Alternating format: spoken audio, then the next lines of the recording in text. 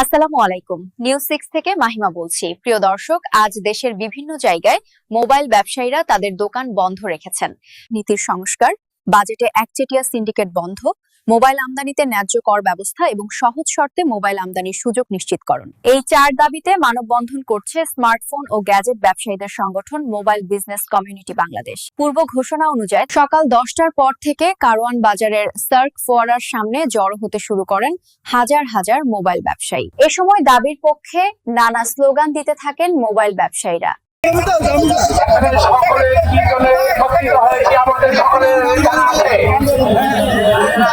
সম্মানিত আমার বন্ধুগণ, কিছু সিন্ডিকেট কুচক্রী আমাদের বৈধ ব্যবসাকে বন্ধ করে দিতে চায়, তারা আমাদের রিজিককে কেড়ে নিতে চায়।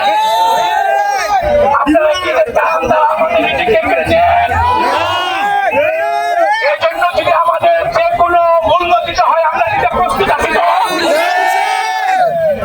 এজন্য আমরা শান্তিপূর্ণভাবে আমাদের সরকার বাহাদুরকে জানিয়ে দিতে চাই, এই বাংলাদেশ থেকে কোন ব্যবসায়ীকে যদি কোনভাবে হয়রানি করা হয়, কোনভাবে যদি তাদেরকে যদি নির্যাতন করা হয়, আমরা সারা বাংলাদেশের সকল ব্যবসায়ীরা একত্রিত হয়ে আরো রুখে দাঁড়াবো।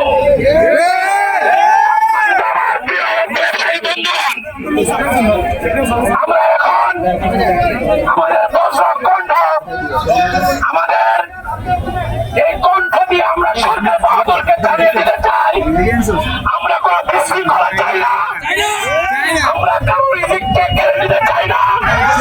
যারা কেড়ে নিতে চায় তাদের হাতকে আমরা ভেঙে ঘুরিয়ে দিব। শুধু তাই নয়, যত রকম ষড়যন্ত্র করবে প্রত্যেকটা ষড়যন্ত্রের উপযুক্ত জবাব আমরা দেব।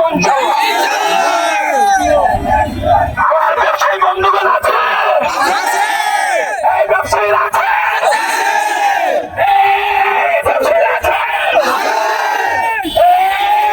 action to action, action to action, action to action.